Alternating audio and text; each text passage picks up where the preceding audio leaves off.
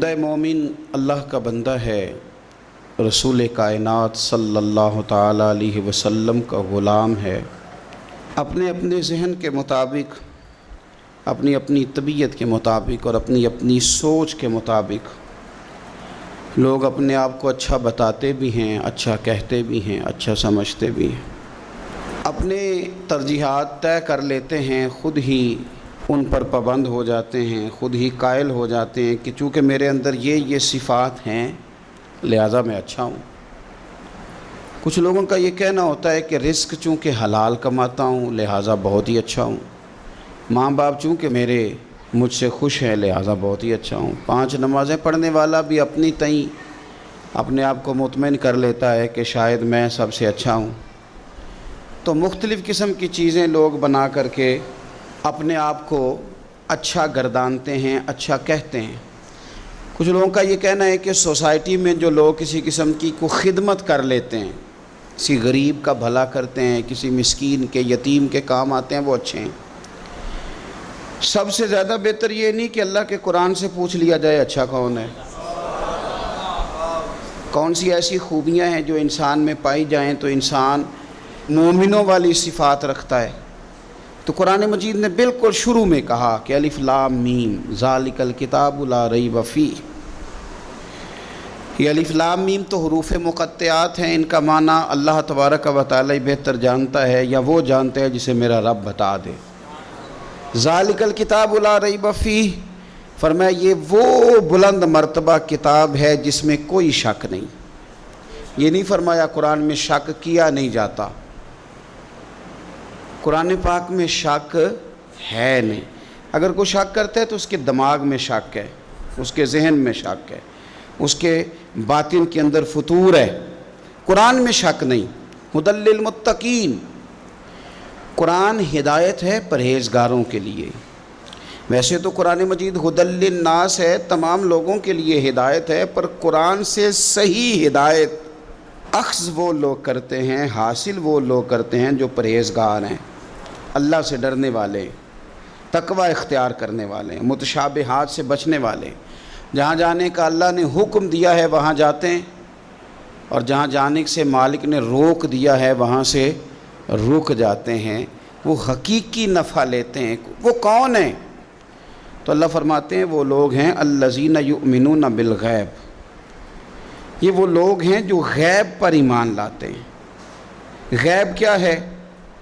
غیب کی تعریف ہے کہ وہ چیز جو حواس خمسہ سے بھی معلوم نہ ہو اور عقل سے بھی ماوراء ہو، اسے غیب کہتے ہیں۔ مومن غیب پر ایمان لاتا ہے۔ تو پھر غیب پر ایمان کس طرح لاتا ہے؟ وہ غیب پر ایمان اس طرح لاتا ہے کہ وہ عقل سے تو معلوم نہیں کر سکتا تھا، حواس خمسہ سے تو معلوم نہیں ہو سکتا تھا، لیکن مدینے والے محبوب نے اسے بتا دیا ہے۔ رسول کریم صلی اللہ علیہ وسلم کو وحی کے ذریعے جن چیزوں کی خبر دی گئی، اطلاع دی گئی، حضور نے امت کو بتائی، وہ غیب کی چیزیں۔ وہ کیا ہیں؟ قبر، حشر، قیامت، جنت، دوزخ، فرشتے، یہ ساری چیزیں غیب ہیں۔ مومن ان پر ایمان لاتے ہیں اور ایمان کامل رکھتے ہیں اور یقین رکھتے ہیں، اور یہ یقین مومن کی اخلاقی پوزیشن کو بلند کر دیتا ہے۔ جب اسے پتہ ہوتا ہے کہ قبر میں جاؤں گا، حساب کتاب ہوگا، تو زندگی محتاط گزارتا ہے۔ جب ایمان کامل رکھتا ہے، قیامت کے دن اللہ کے حضور کھڑا کیا جاؤں گا، تو پھر وہ اس دن سے ڈرتا ہے۔ وَلِمَنْ خَافَ مَقَامَ رَبِّهِ جَنَّتَانِ، اور پھر جو ڈرتا ہے رب کہتا ہے میں اسے 2 جنتیں عطا کروں گا، اسے 2 جنتیں دی جائیں۔ تو پہلی ان کی صفت مومن کی، وہ غیب پر ایمان رکھتا ہے۔ یہ میں نے بھی دیکھنا ہے، آپ نے بھی دیکھنا ہے، وہی پر ایمان کتنا ہے۔ ہماری آنکھوں کے سامنے کہ ہر وقت دنیا گھومتی ہے، یا قبر حشر کا بھی کوئی نقشہ نگاہوں میں رہتا ہے؟ دنیا کے مد و جزر، حساب کتاب، پیسے کا لین دین، جائیداد کی خرید و فروخت، یہی صرف ہمارا زندگی کا سرمایہ حیات ہے، یا آخرت کے لیے بھی کچھ جمع کرنے میں کامیاب ہوئے؟ یؤمنون بالغیب کی عملی صورت بھی کوئی ہماری زندگی میں ہے؟ پھر قرآن مجید نے کہا وَيُقِيمُونَ الصَّلَاةَ، مومن کی دوسری صفت یہ ہے کہ وہ نماز قائم کرتے ہیں۔ نماز قائم کرنے کا معنی ہر مفسر نے یہی لکھا ہے کہ قائم کرنے کا معنی یہ ہے کہ تو نماز ظاہری آداب کے ساتھ بھی پوری ادا کرے اور باطنی آداب کے ساتھ بھی ادا کرے. تیرا لباس پاک ہو، جگہ پاک ہو، نماز کا وقت موجود ہو، نیت تیری حاضر ہو، یہ ظاہری آداب ہیں، اور تیرا باطن نماز کے ساتھ جڑا ہوا ہو. تو اپنے قلب سے، روح سے اپنے مالک کی بارگاہ میں حاضر ہو. کس طرح؟ خود میرے کریم محبوب علیہ السلام نے بخاری مسلم میں وضاحت کر دی. فرمایا رب کی عبادت اس طرح کرو کہ تم اسے دیکھ رہے ہو، اور اگر یہ نہیں ہو سکتا تو اتنا ہی کر لو کہ وہ تمہیں دیکھ رہا ہے. اس کیفیت کے ساتھ آپ نماز پڑھتے ہیں تو باطنی آداب بجا لاتے ہیں. پھر فرمایا وَمِمَّا رَزَقْنَاهُمْ يُنْفِقُونَ، جو ہم نے انہیں دیا ہے اس میں سے ہماری راہ میں خرچ کرتے ہیں. اللہ کی بارگاہ میں صدقات، خیرات، زکوٰۃ، ان کے ساتھ رب کا قرب حاصل کرتے ہیں. اللہ نے جو تقسیم رکھی ہے کہ بعض کو مالک امیر بنا دیتا ہے، بعض کو غریب بنا دیتا ہے، تو وہ پھر صدقات کو ٹیکس نہیں سمجھتے، وہ کسی کو دینے میں بوجھ محسوس نہیں کرتے. وہ سمجھتے ہیں یہ تو مالک کی تقسیم ہے، میرے اس نے ذمہ لگایا ہے، میں نے دینا ہے. وہ سمجھتے ہیں کہ اللہ تبارک و تعالیٰ نے فضل کے ساتھ میرے ذمہ لگایا تھا کہ میں جاؤں اور اللہ کے کچھ بندوں کو میں اللہ کے دیے ہوئے رزق سے دوں. کچھ مفسرین نے یہاں بات کو اور کھولا ہے. وہ کہتے ہیں رزق سے مراد ہے جو بھی اللہ نے دیا ہے. پیسے دیے ہیں تو وہ اللہ کے رستے میں دے، علم دیا ہے تو اسے بانٹے.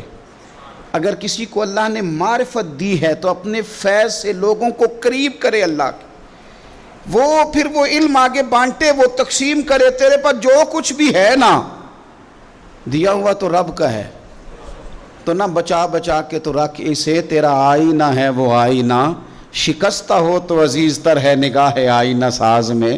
تو اسے بانٹنا شروع کر، تو دینا شروع کر. اور لوگوں کا خیال ہوتا ہے کہ بانٹنے سے کم ہوتا ہے. نہیں، بانٹنے سے بڑھتا ہے. کنویں سے سارا پانی نکال لو تازہ آ جاتا ہے، شرط یہ ہے کہ سارا نکل جائے. آپ علم جتنا بانٹتے ہیں اتنا یہ بڑھتا ہے. آپ جب بات کر رہے ہوتے ہیں، علم دے رہے ہوتے ہیں، تو وہ صرف دوسروں پر اثر تو نہیں کرتی. جب آپ بات کرتے ہیں تو آپ کی بات آپ پر بھی اثر کرتی. تو آپ کا علم بانٹنے سے مضبوط ہوتا ہے، وہ دینے سے بڑھ جاتا ہے. اس لیے حضرت مولا علی شیر خدا رضی اللہ تعالیٰ عنہ فرمایا کرتے تھے کہ علم مال سے بہتر ہے. مال کی حفاظت کرنی پڑتی ہے اور علم بندے کی حفاظت کرتا ہے. وہ اس کے گرد حصار بنا دیتا ہے. حفاظت جو اللہ نے تجھے دیا بانٹ اس کے رستے میں. پھر مومنوں کی صفت بیان کی. ایک تو یؤمنون بالغیب، غیب پر ایمان رکھتے ہیں. وَيُقِيمُونَ الصَّلَاةَ، نماز قائم کرتے ہیں. وَمِمَّا رَزَقْنَاهُمْ يُنْفِقُونَ، جو ہم نے انہیں دیا ہے ہمارے راہ میں خرچ کرتے ہیں. اور پھر فرمایا وَالَّذِينَ يُؤْمِنُونَ بِمَا أُنزِلَ إِلَيْكَ، اور جو ہم نے آپ کی طرف نازل کیا حبیب وہ اس پر ایمان لاتے ہیں. کتاب کو، قرآن کو سینے سے لگا کے رکھتے ہیں. اس کے ایک ایک حرف کو وہ اپنے لیے دستور حیات سمجھتے ہیں. ایمان لاتے ہیں پختہ. وما انزل من قبلک، اور اس پر بھی ایمان لاتے ہیں جو آپ سے پہلے نازل کیا گیا. آپ سے پہلے جو نازل کیا گیا اس پر بھی وہ ایمان لاتے ہیں. یعنی تورات ہے، زبور ہے، انجیل ہے. اگرچہ کتابیں بدل دی گئی ہیں پر اللہ کی کتابیں تو تھی، ان کے جو احکامات موجود تھے اس پر وہ ایمان لاتے ہیں، ایمان رکھتے ہیں. ایک بات اور بھی یہاں سے ختم نبوت کا مسئلہ بھی حل ہوتا ہے. کہا گیا ایمان دو چیزوں پہ ہے. والذین یؤمنون بما انزل الیک وما انزل من قبلک. ایک اس پر ایمان لاتے ہیں جو آپ پہ نازل ہوا، اور ایک اس پر جو آپ سے پہلے نازل ہوا. یہ نہیں فرمایا کہ آپ کے بعد بھی کچھ نازل ہوگا. پہلے نازل ہوا جو آپ پر نازل ہوا، آپ کے بعد کچھ بھی نازل نہیں ہوگا. بتا دیا قرآن مجید نے یہاں کہ ختم ہو گئی بات. رسول پاک علیہ السلام پر بات ختم ہو گئی. نبوت کا سلسلہ رب نے ختم کر دیا. زندگیاں ختم ہوئی اور قلم ٹوٹ گئے، پر تیرے اوصاف کا ایک باب بھی پورا نہ ہوا. ختم کر دی بات. یہاں مالک نے ختم کر دی. اب یہ صفات جن لوگوں میں پائی جائیں کہ ایمان بالغیب بھی ہو، نماز کا قیام بھی ہو، اللہ کے راستے میں خرچ بھی ہو، جو پہلے نازل کیا گیا اس پر ایمان ہو، جو حضور پر نازل کیا گیا اس پر ایمان ہو، تو رب کیا فرماتا ہے؟ فرمایا اولئک علی ھدی من ربہم، یہی لوگ ہیں جو اپنے